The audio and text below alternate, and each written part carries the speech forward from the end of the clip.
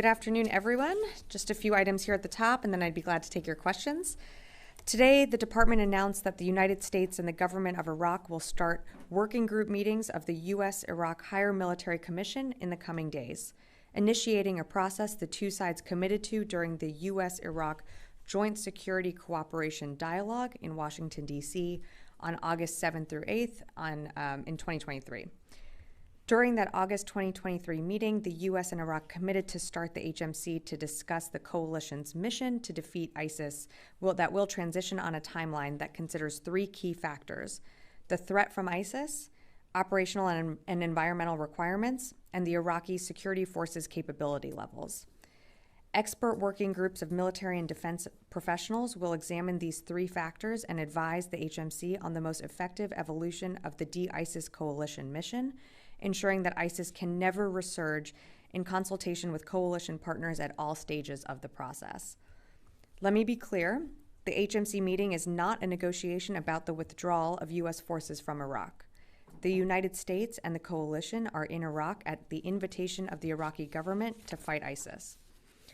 Our Iraqi partners have assured us of their commitment towards working together to shape this future on U.S. military presence and the enduring defeat of ISIS. The HMC will enable the transition to an enduring bilateral security partnership between the U.S. and Iraq, building on the successes of the de-ISIS campaign in partnership with the Combined Joint Task Force Operation Inherent Resolve. The U.S. and Iraq have enjoyed a deep and productive partnership on security matters in the 10 years since the Iraqi government invited the United States and the coalition to fight ISIS, including the 7 years since the territorial defeat of ISIS in Iraq. The start of the HMC process reflects the evolving U.S.-Iraq bilateral relationship, and it underscores our commitment to deepen our security cooperation to advance stability within Iraq and the region. And switching gears, as you've likely seen this week, Turkey's parliament recently gave approval for Turkey to ratify the Ascension Protocol for Sweden.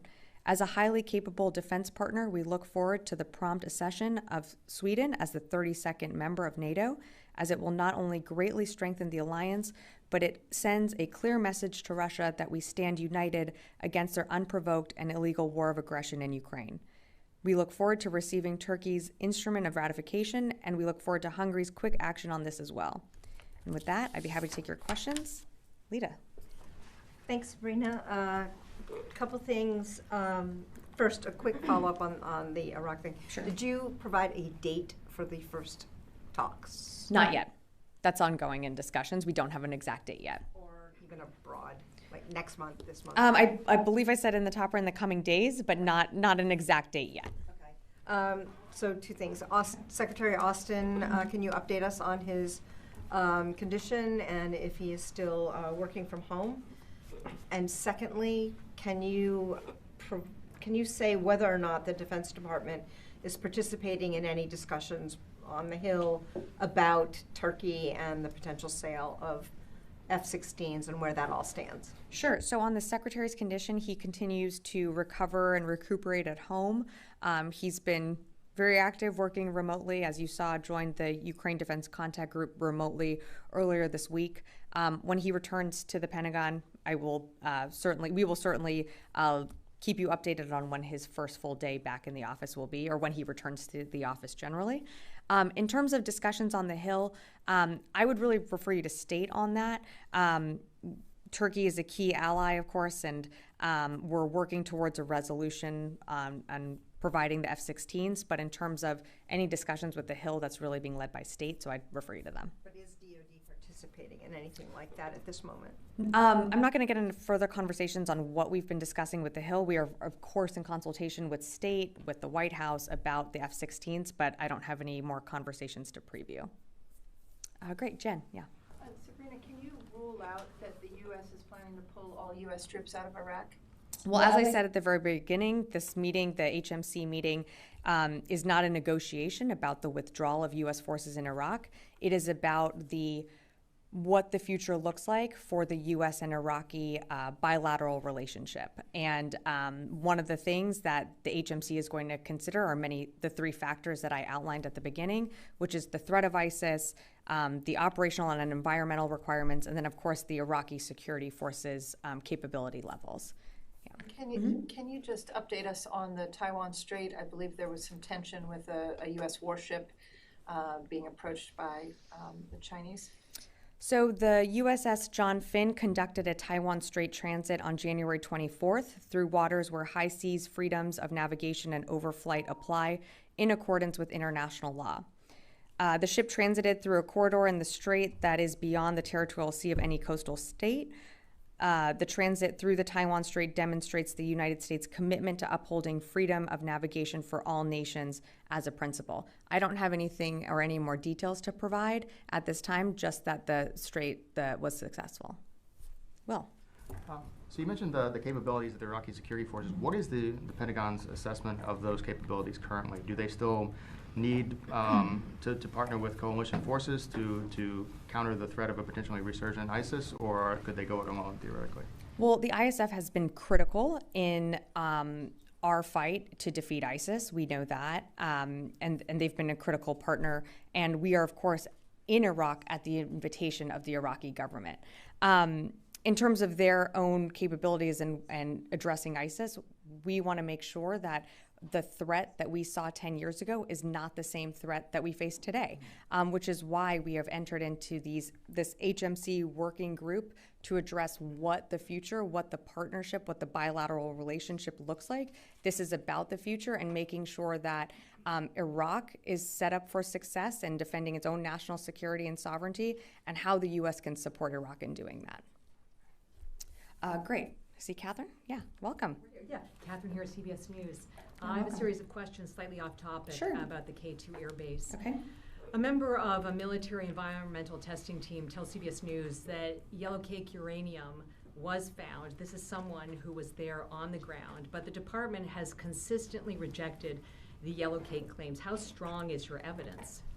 Yeah, so thanks, Catherine. We're not aware of any survey or report confirming the presence of yellow cake at K2 facilities, so I just have to leave it at that. Right, well, we've just provided new records to the Defense Department from this environmental tester who was there on the ground. Will you now consider these new records? Yeah, I'd have to take that question.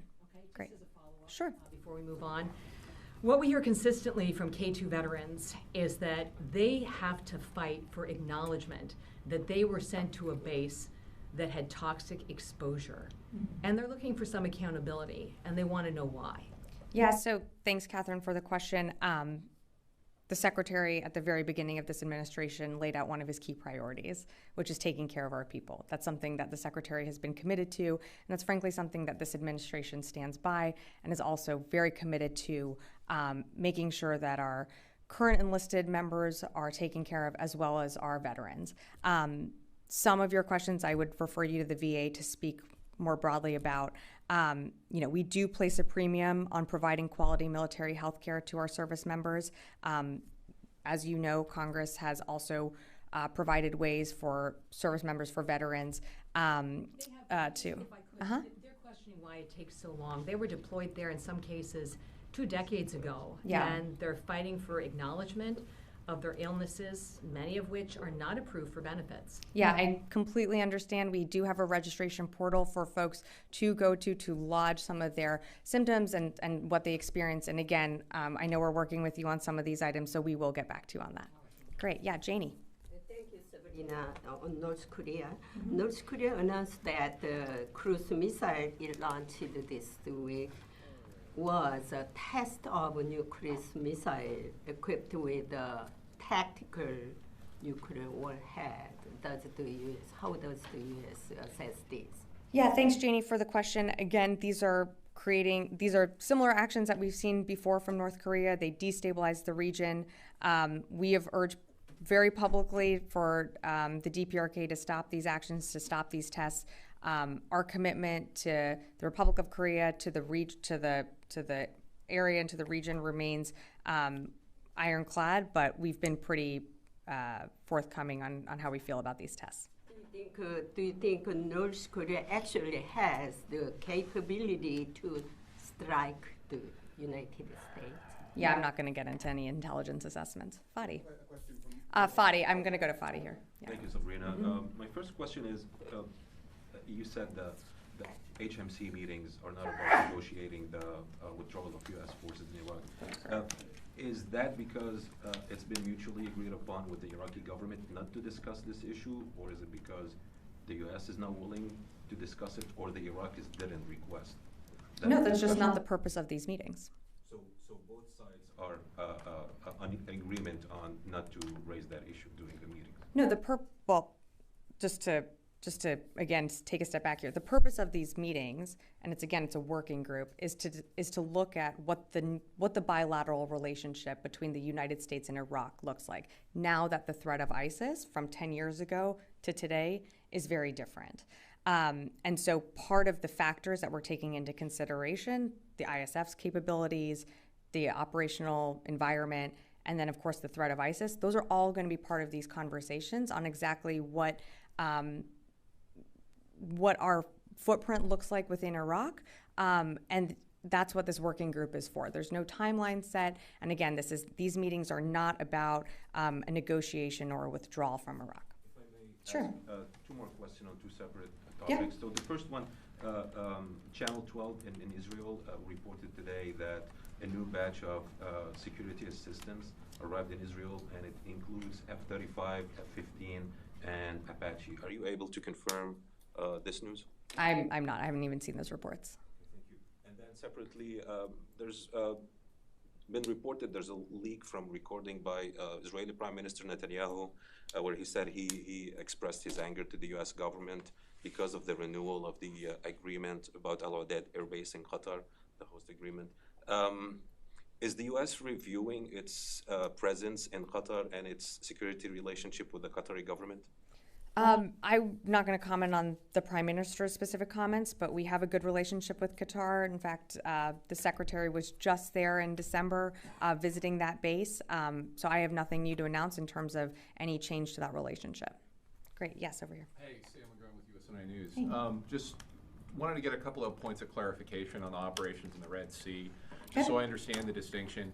So the merchant ship protection mission is known as Prosperity Guardian, and then the potential strike mission, is that Poseidon Archer? How are y'all dividing that up? Who's responsible for what? Can you? Yep. Because it's been kind of difficult to understand. Sure. So Operation Prosperity Guardian is exactly that. It is looking at how this coalition together can help ensure freedom of navigation through the Red Sea, through the BAM, through the Gulf of Aden. And so that is something that the Secretary officially launched in December when he was in Bahrain visiting there. And it's a multinational security initiative. Operation, what you were referring to is Operation Poseidon Archer is not a named department operation, but it is something that CENTCOM has named in terms of multilateral strikes and dynamic strikes within Houthi-controlled areas in Yemen. And is that ongoing? That is ongoing. Okay. Yeah, of course. Oren. Just a very quick follow-up to Lita's first question on the Secretary. You said you'd update us when the Secretary would come back full-time, but has he been back to the Pentagon at all since his release from the hospital? He is not. And I'm sorry, what I meant to say was it's not like he's coming for a half day or an hour or anything like that. When he comes back to the Pentagon, whether it's for an hour, 5 minutes, a day, we will let you know. Yeah, of course. Yes, in the back here. Thanks so much. Robert Moore with ITV News. Hi. We have a cameraman who was filming in Gaza earlier this week. He filmed a very distressing scene that's gained a lot of traction online of a group of Palestinian men waving a white flag, trying to reach relatives, manifestly not a threat to anyone. They came under fire from an Israeli position. One man was killed, shot in the chest. I wonder if the Pentagon, whether you have seen that video, what your reaction to it is, and above all else, whether you would urge the IDF to investigate what appeared to be a calculated and unprovoked killing. I'm sorry, I have not seen the video, so I can't speak to it. I can't urge another entity to do something without seeing the video myself. What I can say, and what we continue to do and urge our Israeli partners, is as they are conducting operations within Gaza, of course, in accordance with the law of armed conflict, humanitarian laws, to preserve innocent civilians, protecting innocent civilian lives, and of course where there are people and refugees that have fled into humanitarian corridors. So I'd have to leave it at that. Sure. Question, if I mean, this campaign has now lasted, 110 days now. You've repeatedly, from this podium and from the State Department, the White House, have repeatedly said you're urging the Israelis to be more calibrated in their approach. Are you seeing any evidence that's being listened to, let alone being implemented on the ground, given the extraordinary number of civilian casualties we're still having 110 days into the campaign? You know, we are seeing that the IDF has certainly pared back its operation within Gaza. They have pulled back brigades. They are, and I think they actually spoke to this as recently as a few weeks ago, conducting more targeted operations. From the secretary's level to other levels across this administration, there are near daily conversations with our counterparts in Israel about lessons learned that the secretary himself has had through when he was serving in Iraq, and how we see this conflict ending. So let me just finish for a sec. So again, we feel that the Israelis they have a really tough fight ahead of them. We know that we are working with them to ensure that they can confidently meet the goals that they have laid out by going after Hamas leadership. But we have been very clear from the beginning that the preservation, the protection of innocent civilians is something that we value and something that Israel needs to uphold. Are you convinced they're actually listening and implementing I think that I answered that recommendation? question. I answered that question. Yeah, Rio. Thank you, Sabrina. Two questions. Sure. First, the White House said this morning the Japanese Prime Minister Kishida will make a state visit to Washington in April. So how do you see the progress on defense cooperation with Japan over the last 3 years? And what area will be the priority for the Pentagon moving ahead? I saw the announcement today. That's very exciting. For more details on the Japanese Prime Minister's visit, I'd refer you to the White House. But of course, last year was a critical year in our alliance, and we look forward to building on that momentum. And that is another great time to do it when the visit happens. I believe you said in April. Yeah. Yeah, separately on Taiwan. Sure. The Admiral Aquilino said last week the China will step up military pressure on Taiwan in response to the outcome of the presidential election in the island. So is that the assessment widely shared at the Pentagon? So in terms of Admiral Aquilino's comments, I'd refer you to Indo-PACOM to speak more to that. I will point out at the same day that Admiral Aquilino said this, there were several centerline crossings by PRC jets. We are committed to the Taiwan Relations Act. And in fact, as I mentioned just yesterday, we completed a Taiwan straight transit. So I'll leave it at that. I'm going to go to the phones, and then I'll come back in the room here. Laura Seligman, Politico. Hi, Sabrina. Thanks for doing this. A couple questions. First of all, there were some reports today that Putin has put out feelers that he's willing to negotiate on Ukraine. And I'm wondering if you can tell us, is DoD privy to any of that, and what is your response? And then I have a follow-up. Yeah, I've seen those reports. I don't have anything to add to them. Okay. And then on the Russian plane that was shot down, that was reported, I'm wondering if you have an update on that. There were some claims that U.S. weapons were used to take the plane down. Do you have a response? Thanks, Laura. It's something that we're looking into. I don't have any more details. I've seen some of the reporting in terms of responsibility. It's something that we're looking into, but I just don't have more details to share at this time. Next question, we'll go to Jeff Schogel, Task and Purpose. Thank you. And I understand if this is a question you need to take, can we get an update on the number of troops in Iraq and Syria who have been diagnosed with TBI, the total number? I understand that the CENTCOM surgeon doesn't track it like this, that you specifically have to query this person to get that data. If you don't have that data, could you provide it, the most recent numbers? Yeah, thanks, Jeff. I do not have those numbers in front of me, so I'm happy to take that question. Great, we'll come back in the room. Yes. Thank you. The government of Iraq says ISIS is defeated and the coalition's job is over, and says we have to set a timetable for a phased withdrawal of troops and the end of mission of coalition forces. Do you think there's still the threat of ISIS that requires the coalition forces to remain in Iraq? I don't think I saw in the statement that the Iraqi government put out that ISIS is completely gone.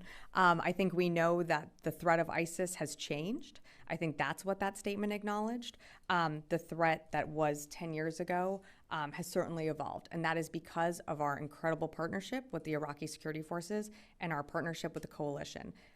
It is because of that partnership that we were able to continue to push ISIS out of major cities, and they have become a very different type of organization that they were when this coalition formed.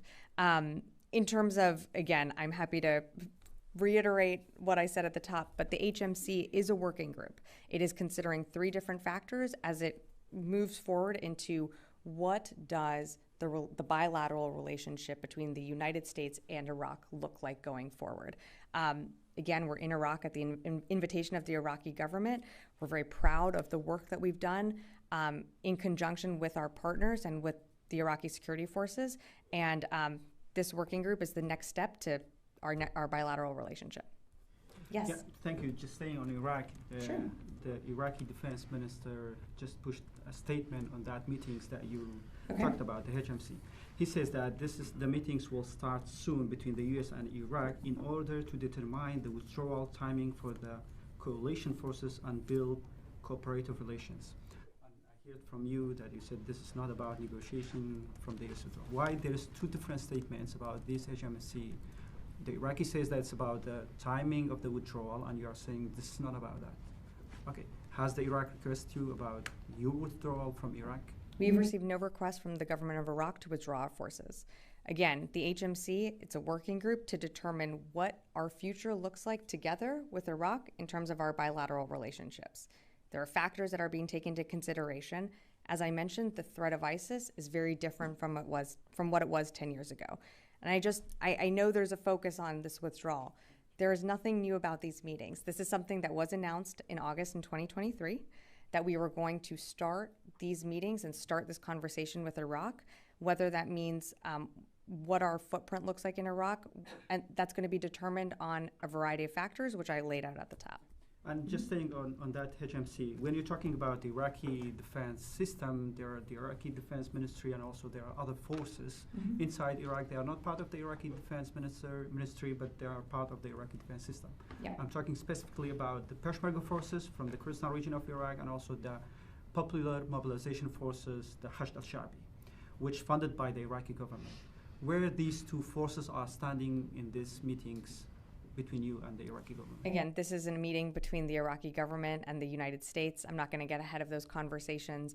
As you mentioned in a tweet from, I think it was the defense minister of Iraq, these meetings are going to come soon. They're going to start soon. I don't have a manifest or roster of who's going to attend those meetings, and I'm going to wait until those meetings happen. Will the Peshmerga forces and PMF will be part of these meetings or not? Again, I'm not going to read out who's participating just yet. This is an announcement today. When we have more to share, we'd be happy to share it. Erin. When it was made public that North Korea started sending munitions to Russia, the Pentagon stated that North Korea would not make a big impact on the war, but now you're seeing that North Korea's missiles in Ukraine. Are you concerned about North Korea continuing to send larger amounts of munition and prolonging the war even longer, especially when the U.S. at this moment cannot fund Ukraine? Yes. We are very concerned about the relationship between Russia and the DPRK. We have said that from the beginning. We are concerned that Russia has to, it speaks to Russia that they have to seek support when it comes to funding their own capabilities from countries like Iran, countries like the DPRK. The continuing funding, the continuing support of these countries does prolong the war. That is something that we are concerned about, which is why we have committed to supporting Ukraine, but we can't do that without a supplemental being passed. And so, as I mentioned, I think, from this podium, we have not had a supplemental, we have not had a presidential drawdown go out since December 27th. Earlier this week, the Secretary and the Chairman convened the Ukraine Defense Contact Group. That's a forum where allies and partners do come together to figure out what Ukraine needs, what are their urgent battle needs. Unfortunately, the United States has not been able to provide a package since December. So we will continue to urge Congress, both publicly and privately in our meetings, to pass a supplemental. But in In the beginning, you appeared to just downplay that North Korea was sending the munitions over there, that it wasn't that big of a deal at that time. Yes, it would prolong the war, but at that moment, it wasn't. I don't remember saying it wasn't that big of a deal. I think it's a concern when other countries are providing Russia with munitions that are killing Ukrainians and innocent Ukrainian civilians. I think we've always said that's been a big concern of ours. And then have we seen any more shipments going from Russia to, or from North Korea to Russia? I don't have anything today to announce. We certainly know that there is we've seen a deepening of relationships between Russia and the DPRK, but I don't have any shipments or anything to announce today. Yeah. I have a follow-up on what you just said on the supplemental. So if Congress fails to break a deal and get additional funding for Ukraine, what would that mean for Ukraine's ability to defend itself, and what message about American reliability would that send to the rest of the world? Well, I think certainly it's concerning if we can't continue to support Ukraine. And I do think members of Congress on both sides of the aisle do understand the impact that it could have. I will say, though, and it's important, it's not just the United States supporting Ukraine right now. Our allies and partners have stepped up in terms of training, in terms of funding and support. So it's not just the United States, but the United States' support for Ukraine is incredibly important in showing a united message, not just to the European world, to Russia, but all around the world. Our support, as you've heard from the president himself, has said that it's unwavering, and we will stand with Ukraine for as long as it takes. I truly believe there are members of Congress and on both sides that believe that as well and want to do the right thing and pass the supplemental. Yes. Oh, hey, Missy. Hello. Yeah, I didn't see you back there. Just a couple questions on Secretary Austin. Sure. I know, I can't remember if it was you or Pat responded to a question on this the other day, but do you have any, that you were looking into it, but is there anything on the request for the Secretary to testify in the HASC? And do you have any comment on the congressional criticism, I think it was from Wicker, about the letters that that DOD submitted about the timeline surrounding his hospitalization, and then separately on the DOD Inspector General report about UAP said that there wasn't a comprehensive plan for dealing with UAP, and that could pose a security threat. Any response to that? Sure. Let me take the first ones at the top. So in terms of testifying, our teams are working with the Hill to figure out, we always want to be responsive to Congress. We always want to ensure that we are getting answers back to whether it be senators or members of Congress in a timely manner. I don't have an update for you on any hearing of anything being scheduled, but we are certainly in touch with the staffs of those members who have requested that hearing, and when I have more to share, I'd be happy to do it. And then in terms of the letters, again, we're always responding to Congress in a timely manner. We provided the details that we could in that letter, and I know our staffs have been in touch, and the Secretary has been in touch also with members in both the House and Senate. In terms of the UAP report, I'm sorry, I just have to take that question. Lita, do you have one more, and then we'll wrap up? Sure. Clarification. Are you suggesting, and I'm really not looking for you to read the topper again. Sure. But are you suggesting but I that can't. I understand. Yeah. The size of the U.S. footprint in Iraq will not be an element at all in these discussions, or isn't it common sense that the size of the U.S. military footprint in Iraq will be part of these discussions as they go forward? It will certainly be part of the conversations as it goes forward, as not reading the topper again, but as I outlined at the very beginning, the threat of ISIS has changed. But there are certain conditions that have to be met, or certain factors that have to be met in order for both Iraq and the United States to feel that we can ensure the enduring defeat of ISIS. And so that's what this working group is going to look at. And again, we're still there at the invitation of the Iraqi government, and we're really proud of our partnership. No, I understood. I think the term withdrawal of forces. I think just more broadly, the size of the U.S. footprint in Iraq is obviously part of all of this ongoing. Yeah. Sure, Fadi. One last question, then we got to wrap. Yeah. It's getting more confusing now. I don't think so. Yes, Okay. I'm not a native English speaker. Okay. Sure. I was taught Arabic and French, but reducing the footprint entails withdrawing some of the forces, right? So what Lita was asking is, is your footprint in Iraq part of these discussions? And what I said was that the threat of ISIS has changed, and there are a number of factors that this working group is going to look at. One being, how can we ensure the enduring defeat of ISIS? Of course, conversations about our troop levels, that's something that this working group is going to take a look at. But right now, we are there at the invitation of the government. We are very proud of our partnership with the Iraqi security forces, and we're really proud of the work that the coalition has done to ensure that defeat of ISIS remains. Okay, great. Thank you, everyone.